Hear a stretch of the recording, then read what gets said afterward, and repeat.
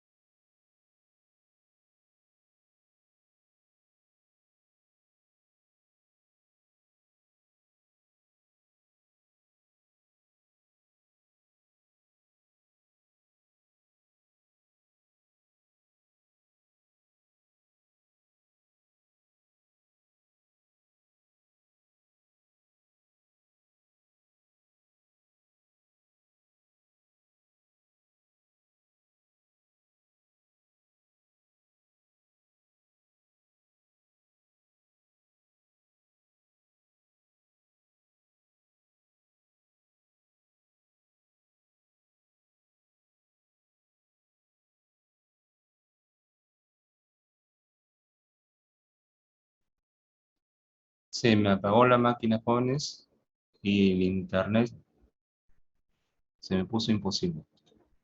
A ver, por favor, si me dan acceso para compartir. Ahí está, excelente, gracias. Muchas gracias. Ya. Pero como verán también, como observarán también, los óxidos son polvos, y, como el talco, por decirlo así, y cuando hay más de un estado de oxidación, son de colores, ¿no? Cada estado de oxidación tiene su color. Los hidróxidos, para acá no demorar tanto, vamos a lo más sencillo, ¿no? Lo más sencillo es contrastar cualquier metal, por ejemplo el hierro más 3, con el grupo funcional OH, hidróxido, ¿no? Ya está.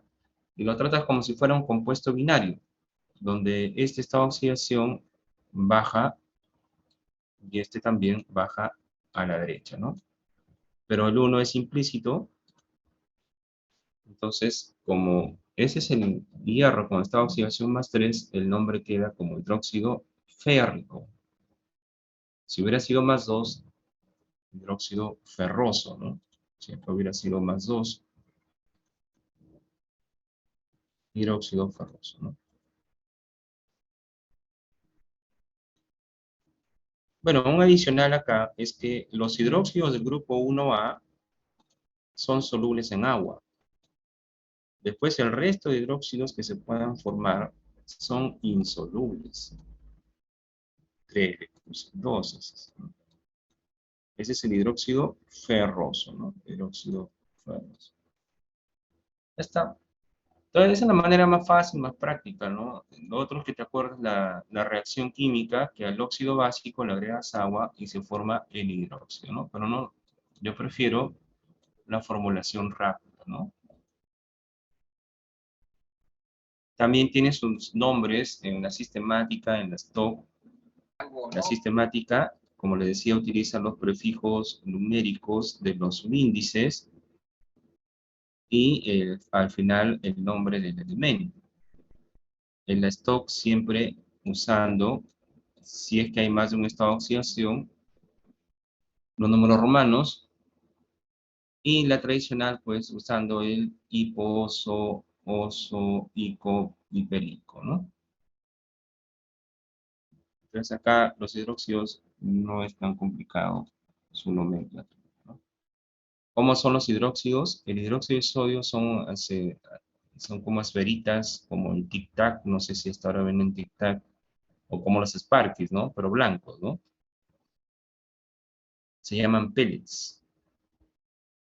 Hidróxido de sodio. Hidróxido de calcio es un polvito blanco. Miren, ambos tienen solo un estado de oxidación. A diferencia del hierro 2 y hierro 3, el hierro 2 acá es como un marrón oscuro, ¿no? Y el de hierro 2 es claro, ¿no?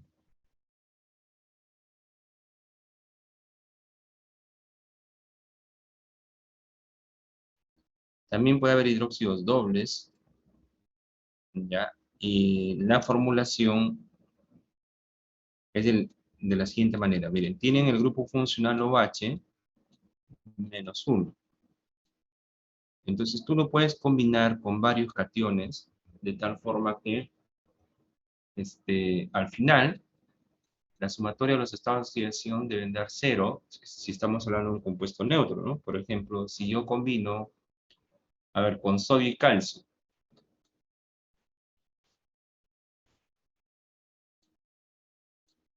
El sodio tiene estado de oxidación más 1, el calcio estado de oxidación más 2, ¿no? Ambos suman estado de oxidación más 3. Quiere decir que para el compuesto sea neutro, aquí debe haber menos 3. Pero el OH solamente tiene menos 1. Entonces, jugamos con el subíndice. Si le pongo 3 ahí, 3 por menos 1 menos 3, ahí sí va a cuadrar la sumatoria igual a 0, ¿no? Si tú decides ponerle aluminio aquí, entonces esto va a cambiar, ¿verdad?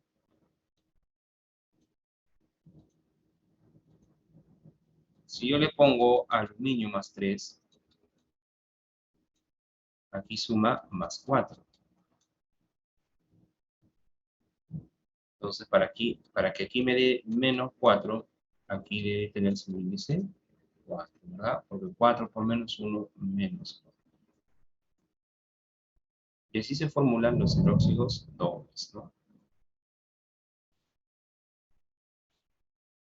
Pues dentro de la común hidróxido doble de sodio y aluminio, ¿no? Dentro de la sistemática siempre utilizan los prefijos numéricos, ¿no? Tetrahidróxido doble de sodio. ¿Ya? El siguiente, heptahidróxido doble de dicalcio y aluminio, ¿no? Con un ion. Hexahidróxido doble de disodio plomo.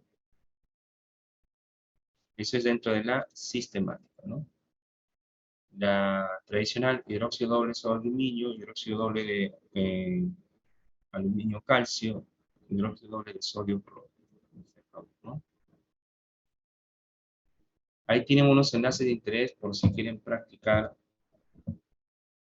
¿Ya?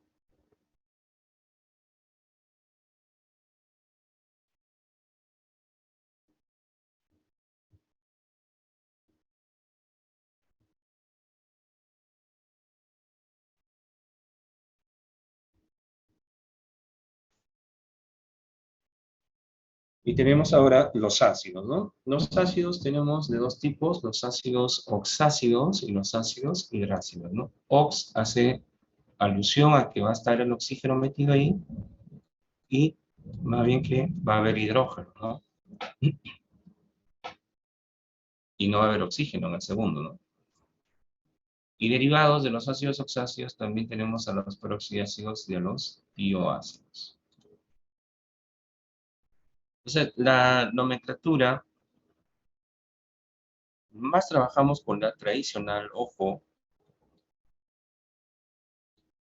se antepone el nombre de la función ácido y vamos a utilizar los prefijos y sufijos hipo, oso, oso, ico y perico, ¿no? Se acabó, eso es todo con la nomenclatura tradicional.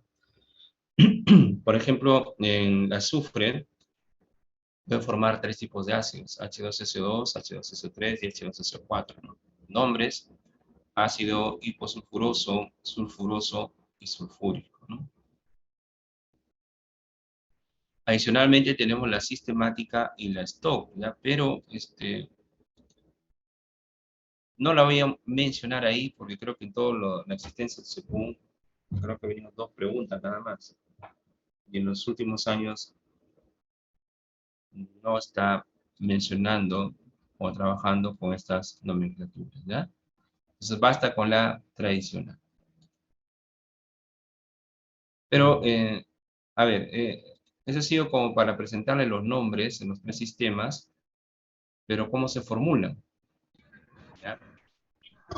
Entonces, los ácidos, a diferencia de los hidróxidos, parten del anhidrido, como está acá, más agua, te va a dar el ácido. Solo que dependiendo de la proporción entre el anhídrido y el agua, vas a tener diferentes ácidos. En cambio, los hidróxidos será óxido básico más agua, da como resultado el hidróxido. Pero acá es ya anhídrido, ¿no? O anhídrido. Ahora, el agua puede, se va a sumar en distintas proporciones. ¿Y eso de qué va a depender? Va a depender del estado de oxidación del elemento diferente al oxígeno en el anhídrido, si es par o si es impar, ¿ya? Por ejemplo, pares que tenemos, tenemos el azufre, ¿no? Más 2, más 4, más 6, ¿no? Está en el grupo 6A. En el grupo 4A tienes el carbono más 2, más 4, ¿no? Impares, en el 5A tienes al nitrógeno, fósforo, y en el 7A tienes al flúor, cloro, bromo, yodo, ¿no? Más 1, más 3, más 5 más 5. Entonces, la suma de las fórmulas de agua, la proporción va a depender de con qué anhídrido se esté tratando. Si son anhídridos con el carbono o con el azufre, o si son con impares, ¿no? Con nitrógeno, fósforo o con los halógenos. Eso tiene mucho que ver. Por ejemplo, vamos a hablar de del óxido de nitrógeno, ese es el anhidrido nítrico, ¿no? N2O5, el N2O5. O sea, acá el nitrógeno está actuando con su estado de oxidación más 5, que es impar, ¿verdad? Entonces, cuando actúa con estado de oxidación impar, las proporciones son sencillas, porque es así, mira, mira. Más una fórmula de agua, y aquí siempre es 1. Incrementamos ahora las fórmulas de agua a 2, e incrementamos nuevamente las fórmulas de agua a 3.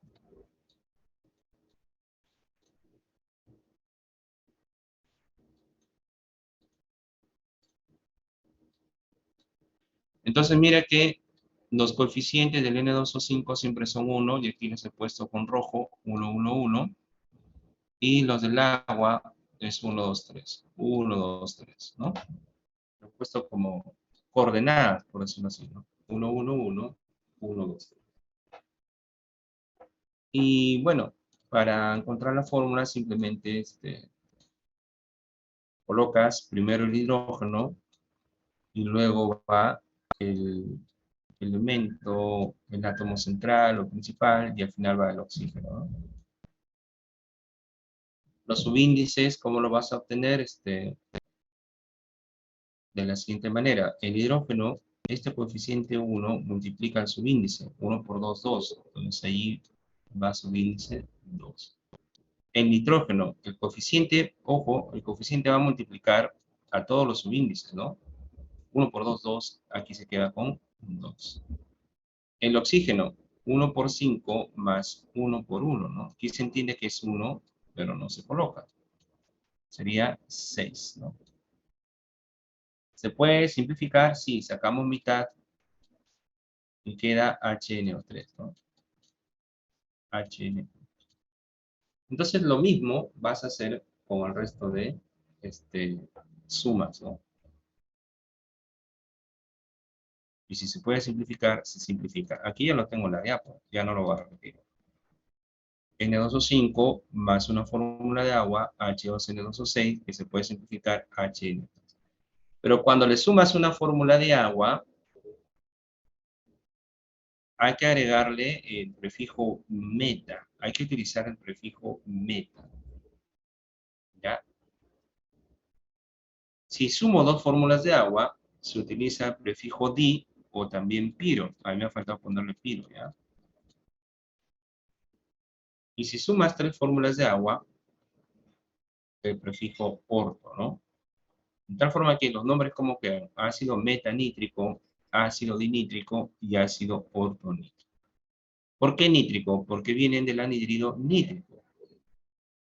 Entonces esa terminación nítrico se mantiene en el ácido, ¿no? Entonces tenemos un ácido meta, un ácido piro, un ácido orto, en función de cuántas fórmulas de agua se suman. Pero ojo, mira, ahí el meta lo he puesto con rojo. El meta, en la mayoría de casos, el meta se puede omitir. Veamos ahora con esta oxidación par.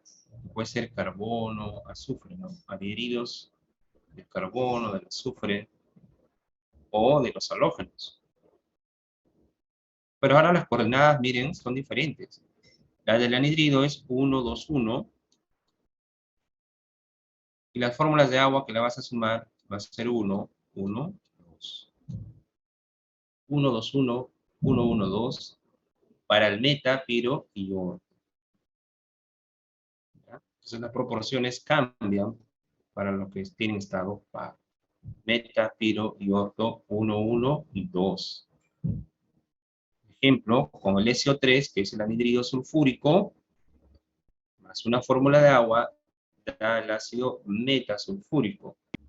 Ahora, dos fórmulas de anhidrido sulfúrico más una de agua me va a dar el H2SO7, ácido disulfúrico o ácido pirosulfúrico. Finalmente, una fórmula de anhidrido sulfúrico más dos fórmulas de agua, el ácido H4SO5, ácido ortosulfúrico. ¿Ya? En ambos casos, meta y meta, generalmente el prefijo meta se puede omitir. ¿Ya? Ahí lo he puesto con azul, no sé si se ve bien.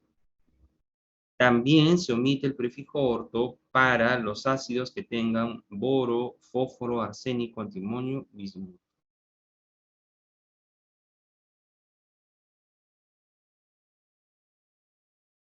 Repito, también se omite el prefijo orto para los ácidos que tengan boro, fósforo, arsénico, antimonio, bismuto. Entonces, como en esos casos que son muy especiales, es una regla, no obedece ninguna lógica, es una regla. En esos casos, solamente en esos casos, si tú omites el prefijo orto, ya no puedes omitir el prefijo meta. De tal forma que el ácido metabórico sí existe. El ácido pirobórico también. El ácido ortobórico también, pero se puede omitir el prefijo orto, entonces quedaría como ácido bórico. O sea, tendríamos ácido metabórico, ácido pirobórico y ácido bórico. ¿Ya? A ver, esto, yo digo, hay que aprenderlo, sí, pero también hay un método práctico, miren, que yo sugiero para ganar tiempo, es aprenderse algunos ácidos principales. Por ejemplo, aquí tengo una tabla muy sencilla con 10 ácidos. Pero tú solamente te aprendes los ácidos de la cabecera, o sea, el ácido fosfórico, que en realidad es el ácido ortofosfórico, pero el prefijo orto se puede omitir. Tú te lo aprendes así, tal cual, ácido fosfórico. Te aprendes el ácido sulfúrico, que era el ácido metasulfúrico, ¿no? Meta se puede omitir, ya, ácido sulfúrico. Y te aprendes el ácido perclórico. 3 ácidos. Y a partir de ello, mira, si tú le vas restando una fórmula de oxígeno, ¿qué obtienes? Si al H3PO4 le quitas un oxígeno a esa fórmula, te queda H3PO3. Nombre, ácido fósforos. Si al H3PO3 le quitas una fórmula de oxígeno, te queda el H3PO2. Nombre, ácido hipofósforos. Entonces, quitándole un oxígeno, vas obteniendo los otros ácidos de una manera más rápida. Y vas cambiando, pues, hipo, oso, hiposo, ¿no? Por ejemplo, con el ácido sulfúrico le quitas un oxígeno a la fórmula, te queda el ácido sulfuroso, y así, ¿no? Un oxígeno más ácido hiposulfuroso. Aquí, ojo, el azufre está con esta oxidación más 6. Aquí el azufre, aquí el azufre está con más 4, y aquí el azufre está con más 2, lo pueden comprobar. Siguiendo esa que la regla es que la sumatoria debe dar 0, ¿no? En el caso del HCl4, como tiene 4 estados de oxidación, y estoy empezando por el más alto, este es el ácido perclórico. O sea, tú te aprendes, el ácido perclórico es HCl4, punto. Y de ahí le vas quitando una fórmula de oxígeno. Ácido clórico, ácido cloroso y ácido hipoclórico. ¿Ya? Entonces, esa es otra técnica de aprenderse los ácidos de una manera quizás más sencilla, ¿no? Y aquí te he puesto otros en esta tabla, ¿no? El ácido carbónico, ¿no? Por ejemplo, el ácido nítrico, nitroso, el ácido fosfórico, fosforoso, hipofosforoso, ¿ya? Sulfúrico, sulfuroso, hiposulfuroso y así, ¿no? Y adicionalmente, ¿no? Como un bonus, aquí te he puesto unos ácidos que son clásicos, ¿no? Por ejemplo, El H2CrO4 es el ácido crómico y el H2Cr2O7 es el ácido dicrómico, ¿no? Dicrómico.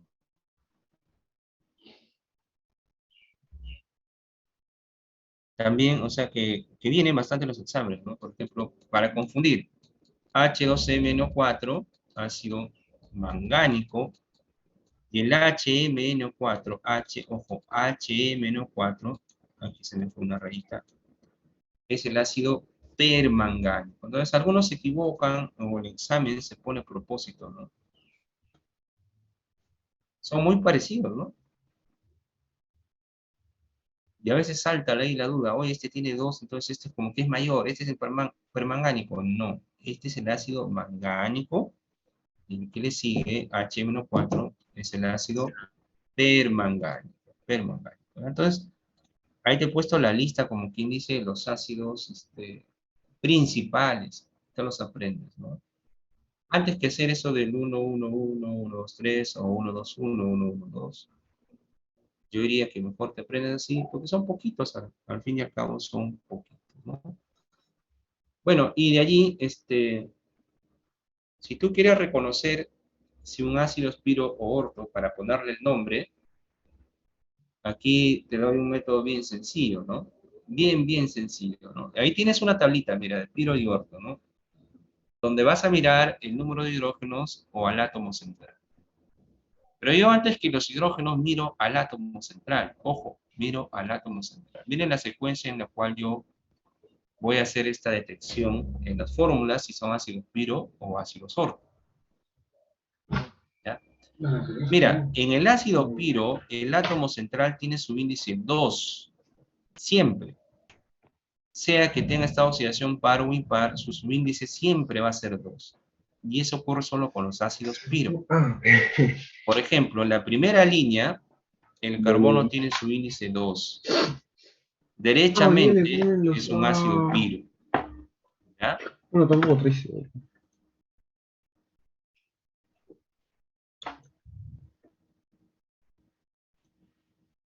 En el siguiente, H4P2O7, el fósforo tiene esta oxidación, tiene, perdón, su índice 2. Es un ácido piro. Ya está. No perdemos tiempo. Nombre, este sería el ácido pirocarbónico. Profesor, ¿por qué es carbónico y no carbonoso? Ah, pues tienes que ver el estado de oxidación del carbono. Aquí está con +4. Lo pueden comprobar. Y el carbono tiene +2 y +4. Con +4 termina siempre en I. Fósforo, acá. ¿Qué nombre tiene este ácido? Ácido pirofosfórico. Profesor, ¿no será el fosforoso? No es el fosfórico. Es el fosfórico porque aquí está con su máximo estado de oxidación. +5, ¿no?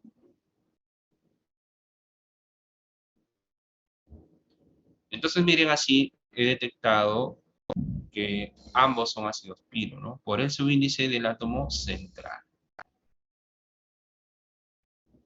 ¿Qué más tenemos?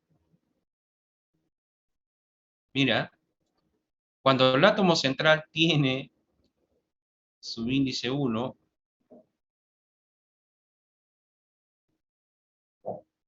y tenga 3 o 4 hidrógenos, estamos hablando derechamente de un ácido.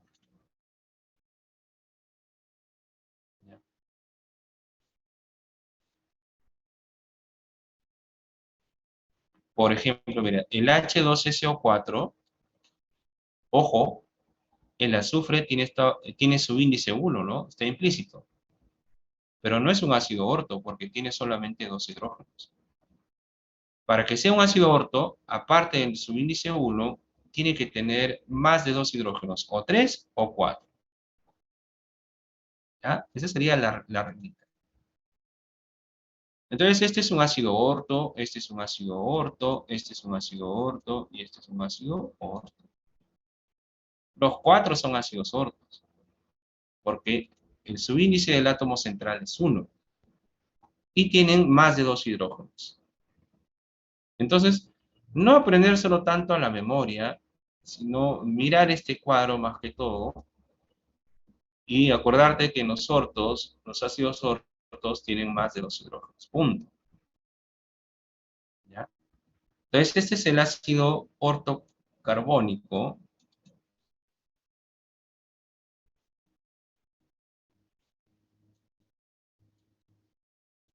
Este es el ácido ortobórico. Este es el ácido ortosilícico. Estoy abreviando la palabra ácido para ganar tiempo y espacio. Este es el ácido ortofosfórico, ¿no? Ya. Pero recuerdan la línea azul de la diapositiva anterior. Para el caso de boro, fósforo, arsénico, antimonio, bismuto, puedes omitir el prefijo orto. Pero para el carbono, silicio, se mantiene, ¿no? Entonces, este es el ácido bórico y este es el ácido fosfórico. ¿Ya? Entonces, tiene sus cositas, esto es la nomenclatura, ¿no? Sus reglitas por ahí que hay que tener en cuenta. ¿Cómo son los ácidos? El ácido bórico es un polvo cristalino en estado sólido. El ácido carbónico no se puede aislar puro porque el ácido carbónico anda en equilibrio en una mezcla con agua, con bicarbonato, con CO2, entonces es difícil aislarlo, purificarlo, ¿ya? El ácido nítrico sí es líquido, se puede obtener en alta pureza. El ácido sulfúrico también es un líquido muy denso, se puede obtener también en alto estado de pureza. El ácido clorhídrico, aquí se hace una distinción. El ácido clorhídrico, si está acuoso, es decir, mezclado con agua, lo máximo de pureza es 37% peso. Pero cuando se forma el ácido, el HCl, cuando se forma como gas, como tal, como gas, ahí sí está puro, ¿no? Pero si lo he obtenido de una reacción química donde ha estado el agua, a lo más que vas a poder separarlo es al 37% peso. Así lo destiles lo que quieras, ya no lo puedes separar más, al menos por destilación no. Lo máximo que se puede el HCl es 37% peso.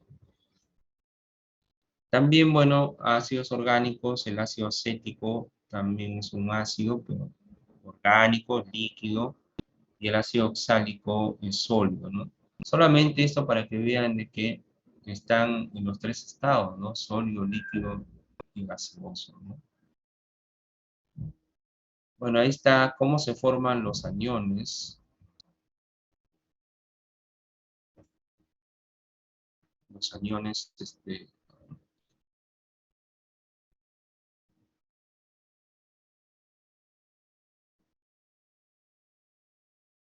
aquí. Si yo tengo, este es el ácido sulfúrico, si tú le quitas los hidrógenos, te queda el anión sulfato. Este es el ácido sulfúrico. La palabra ácido la cambiamos por anión y mantenemos la raíz, pero la terminación ahora ico la cambiamos por ato. Anión sulfato. El ico cambió a ato, el ácido cambió a anión. Cuando le quitas los hidrógenos, pues queda cargado el SO4 con 2 electrones. También lo puedes, mira, lo puedes determinar.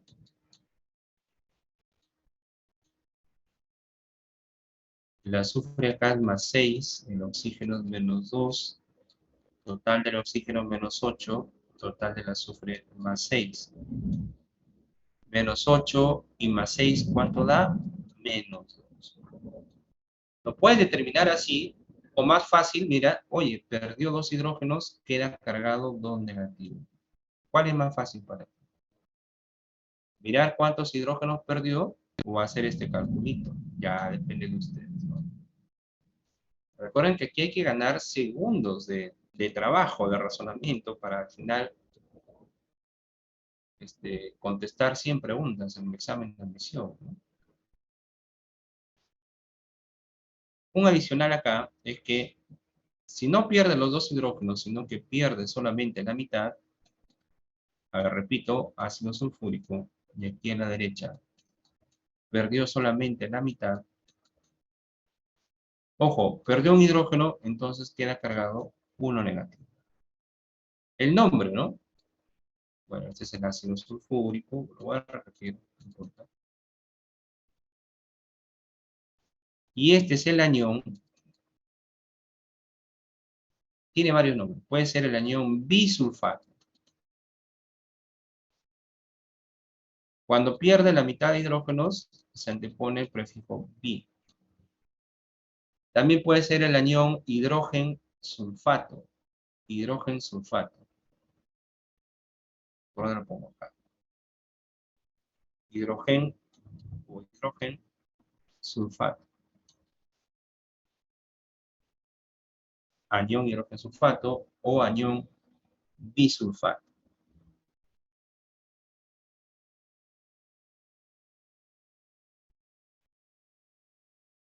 ¿Ya?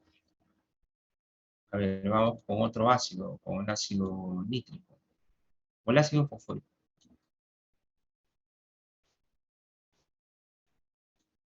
Voy a separar los hidrógenos. Pregunta, ¿cuál es la carga de este anión? Si pierde 3 hidrógenos, ¿cuál es la carga del anión?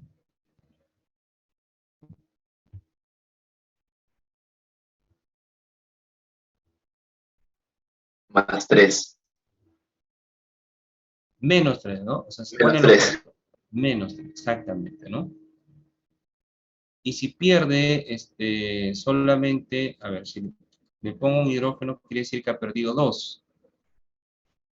¿Cuál sería la carga? Menos 2. Menos, ¿no? Y si pierde solamente un hidrógeno, Menos 1. menos 1, ¿no? Este es el ácido fosfórico.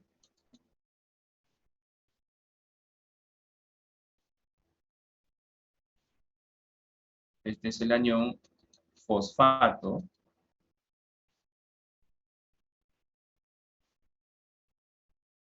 Este es el anión fosfato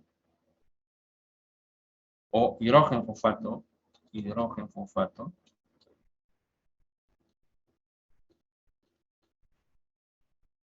Este es el anión dihidrógeno fosfato, porque hay dos hidrógenos, ¿no? Dihidrógeno fosfato.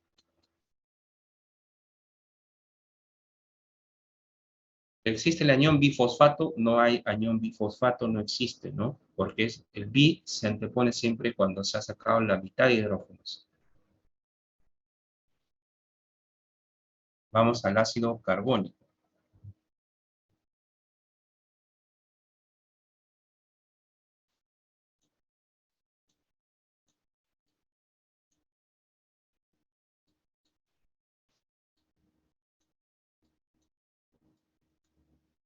¿Cuál sería la carga del anión? Si pierde 2 hidrógenos, carga Menos 2. menos 2, ¿no? Este es el ácido carbónico. Y este es el anión, ¿cómo se llama? Se mantiene la raíz y la terminación.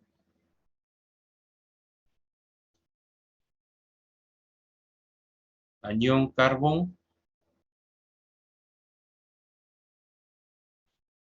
Carbonato, ¿no? El ico cambia a átomo. Si le quito un solo hidrógeno, carga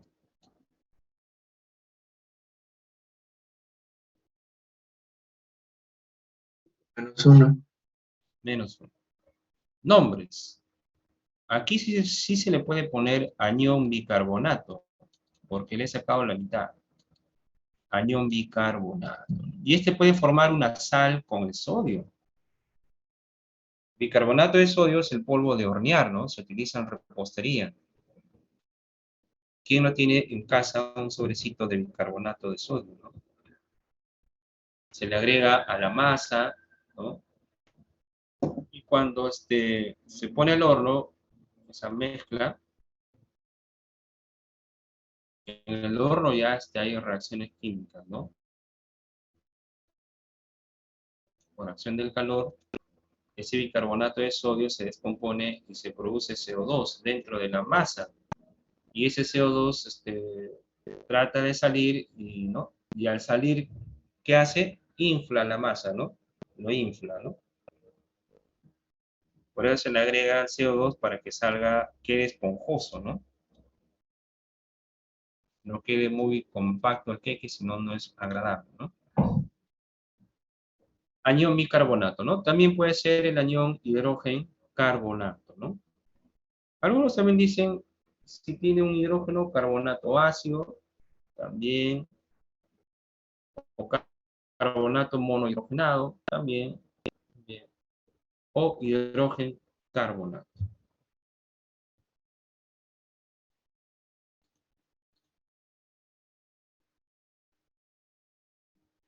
Y ahí tienen más aniones y sus nombres, ¿no? Los peroxiácidos, una regla práctica es, aunque así no ocurre, pero una regla práctica es que al oxácido le sumes un átomo de oxígeno y te da el peroxiácido, ¿no? Por ejemplo, al ácido sulfúrico le sumas un átomo de oxígeno a la fórmula, te da el H2SO5, nombre ácido, le antepones peroxi, prefijo peroxi, ¿no? Peroxisulfúrico.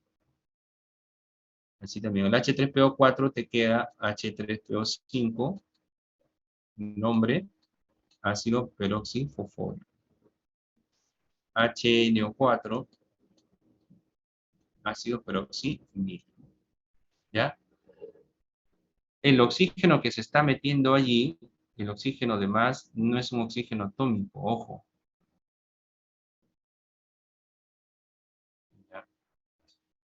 Y en los tioácidos consiste en reemplazar un oxígeno por azufre, un átomo de oxígeno por azufre en la fórmula. Uno o más átomos de oxígeno por azufres. Por ejemplo, este es el ácido carbónico, tiene 3 oxígenos. Entonces, voy a quitar un oxígeno y ponerle un azufre. Cuando quitas un oxígeno, hay que poner el prefijo tío. Ese sería el ácido tiocarbónico. Si quitas 2 oxígenos, aunque el subíndice allí también del azufre ayuda, entonces sería el ácido ditiocarbónico. Si quitas 3 oxígenos, ese podría ser el ácido tritiocarbónico, ¿verdad? Pero, como ya se acabaron los oxígenos, cuando se acaban los oxígenos, los reemplazaste todos, ya se pone el prefijo sulfocarbono. Sulfocarbono. Una pregunta de examen con el H2SO4.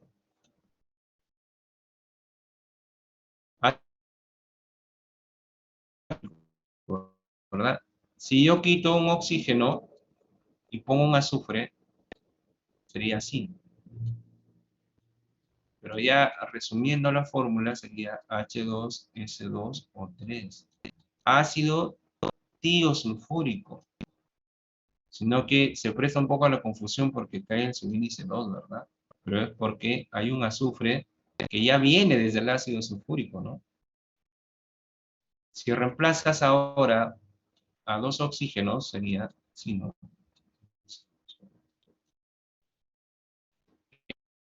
El ácido ditiosulfúrico, ¿no? Condensando la fórmula sería así, ¿no? Pero ese es el ácido ditiosulfúrico. Y así sucesivamente, ¿no? Sigues ahora 3 oxígenos, ácido tritiosulfúrico, Y finalmente, ¿no? Quitas a todos los oxígenos, te queda así. Eso pareciera que está mal formulado, ¿no? Como que no cuadra ahí los estados de oxidación. Pero es el ácido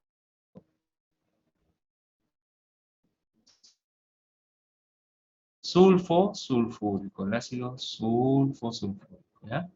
Entonces, el tema de tioácidos, los que se derivan del ácido sulfúrico. Bien, jóvenes, ahí nos quedamos, queda un tema ahí de sales, pero ya lo vemos en la siguiente oportunidad, en la siguiente clase, el día de mañana, ¿ya? Listo, Me despido de profesor. todos, hasta Listo, luego profesor. muchachos, Listo, me despido de profesor. todos, Profesor, luego. muchas gracias. Gracias, hasta profesor. mañana, hasta luego chicos.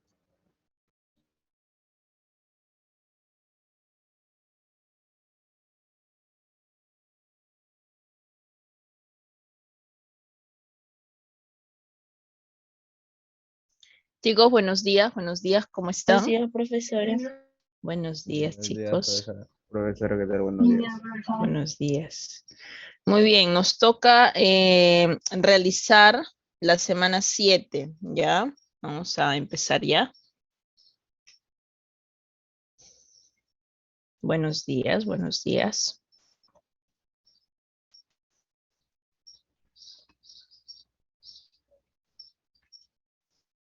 ¿Se observa, chicos?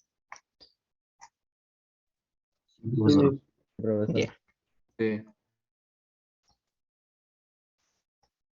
Muy bien, chicos, el día de hoy entonces estamos desarrollando la semana 7, que refiere al virreinato del Perú, ¿ya? Al virreinato del Perú. Algo importante a considerar cuando estamos desarrollando el tema del virreinato del Perú es lo siguiente, ¿no? Fechas, años previos a la creación del virreinato del Perú, se va a producir la denominada Guerra de las Fronteras, ¿ya? La Guerra de las Fronteras va a enfrentar a los socios de la conquista, específicamente a Pizarro y Almagro. Producto de este conflicto que surge en torno a las gobernaciones que se les había sido asignadas en la famosa capitulación, ¿ya? En la famosa capitulación, es que Almagro, cuando empieza a verificar, a ver qué era en realidad lo que le había tocado en cuanto a la gobernación que se le fue asignada, se da cuenta de que los territorios que a él se le habían asignado pues estaban totalmente estériles esos terrenos, ¿no? Además que la población de la zona pues era una población demasiado conflictiva. Entonces, luego de realizar la expedición, verificar los territorios que le habían tocado a Almagro, decide enfrentar a Pizarro, ¿no? Decide enfrentar a Pizarro. A partir de ahí y a raíz de ello es que surge esta enemistad entre estos dos grandes amigos, entre estos socios de la conquista, ¿ya? Producto de ello, la corona española va a tener que tomar las riendas, ¿no? Va a tener que tomar el poder aquí en América, sobre todo en estas gobernaciones que habían sido ya divididas, para evitar un caos social, ¿ya? Para evitar un caos social o una guerra civil que al final terminó por darse.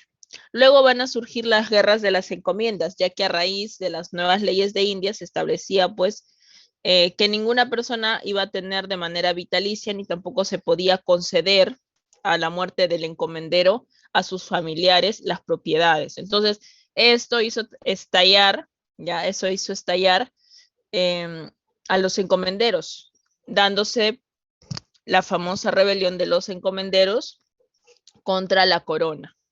Luego tenemos la Guerra de los Insatisfechos. Es una rebelión liderada por Francisco Hernández Girón contra la Real Audiencia.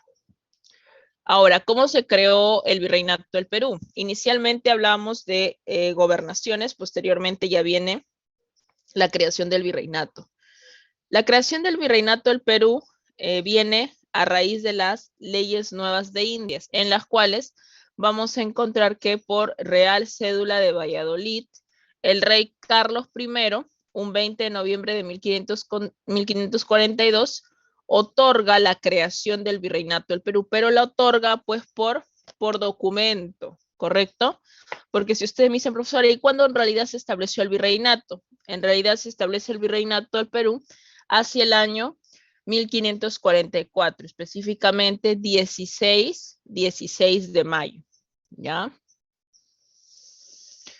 En cuanto a la extensión, por el lado norte limitó con Panamá, por el lado sur con Chile, por el lado oeste con el Océano Pacífico y por el este con los dominios de Portugal, el gobierno de Venezuela o el virreinato de Nueva España, ¿ya? Por ejemplo, este es un mapa que corresponde al año 1810. A partir de este año hacia adelante se van a producir una serie de cambios producto justamente de lo que se venía suscitando en Europa. También la realización de las famosas Cortes de Cádiz, que van a cambiar en cuanto a territorio, jurisdicciones, al virreinato del Perú. En cuanto a la organización política, hablamos de dos tipos de autoridades. Tenemos a las autoridades metropolitanas, dentro de las cuales tenemos al rey, considerado un monarca absoluto, un monarca déspota. Se creía que el rey era un intermediario entre Dios y el pueblo, enviado en este caso para gobernar, para interceder. Por ello es que se creía, ¿no?, que el rey tenía pues poderes divinos. ¿Cuáles fueron sus principales atribuciones, sus principales funciones? Dictar leyes, declarar la guerra, firmar la paz y, claro está, la administración de justicia, ¿correcto? La administración de justicia. ¿Ya? La administración de justicia. ¿Cuáles van a ser, en este caso, las principales dinastías imperantes en España? Por ejemplo, tenemos la Casa de Trastámara, a la cual pertenecieron los reyes católicos. Luego tenemos la Casa o la dinastía de Habsburgo, a la cual en este caso perteneció el Carlos I, el primer gobernante de la dinastía Habsburgo, y el último gobernante de la dinastía Habsburgo, que sería Carlos II el Hechizado. Recordemos que Carlos II el Hechizado, debido a que no pudo tener descendencia y lo sorprendió la muerte, con él termina la dinastía de los Habsburgos y se ven obligados en otorgarle la corona, el poder, a otra casa, a otra dinastía, que en efecto va a ser la casa de Borbón, o la dinastía de Borbón. Uno de los primeros gobernantes borbones, Felipe V, con este gobernante se va a dar inicio a las reformas borbónicas en España. Ya posteriormente con Carlos III, esas reformas borbónicas se generalizan para toda la América española. El último gobernante de la Casa Borbón, bajo el cual, o bajo su gobierno, el Perú logra su independencia, es Fernando VII. Deben acordarse ustedes que este 28 de julio del año pasado se invitó, ¿verdad?, a un rey, en este caso de la dinastía Borbón. ¿No se acuerdan? Porque la dinastía continúa, ¿no? De manera simbólica, claro está, ¿no? Pero continúa al fin y al cabo. Esa dinastía no se ha extinto aún. ¿Sí? ¿Recuerdan cuando Castillo en su discurso en el Congreso pues mencionó algunos de los abusos realizados por la corona española en la época colonial?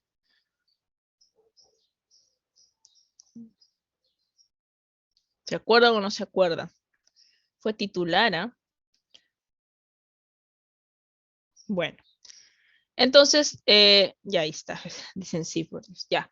Correcto, entonces, Fernando VII sería el último gobernante que pudo observar la magnanimidad del virreinato del Perú, porque ya en 1820, 1821, 1824, el Perú se independiza, ¿no? Muy bien.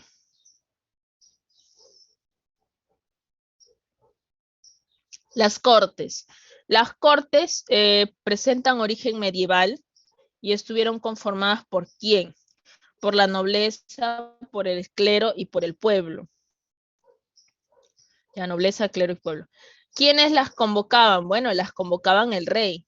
Y era también el rey quien determinaba el asunto que se iba a tratar en esas cortes. También elegía cuál iba a ser el tipo de votación que se realizaría.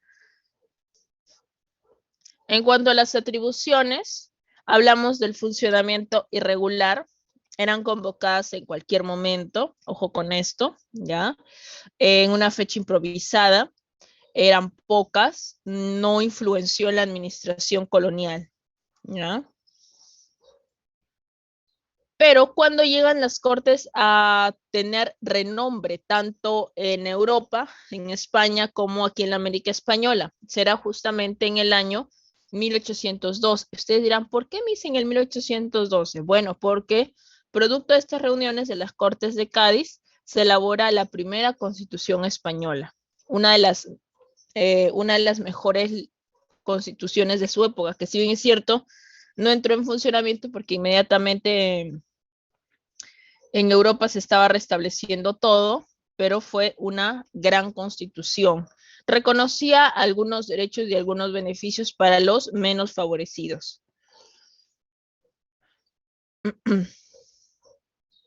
Tenemos también al Consejo de Indias, inicialmente conocido como Junta de Indias, Consejo de Indias, para que en 1524 se le conozca con el nombre de Real y Supremo Consejo de Indias, ¿correcto? Real y Supremo Consejo de Indias.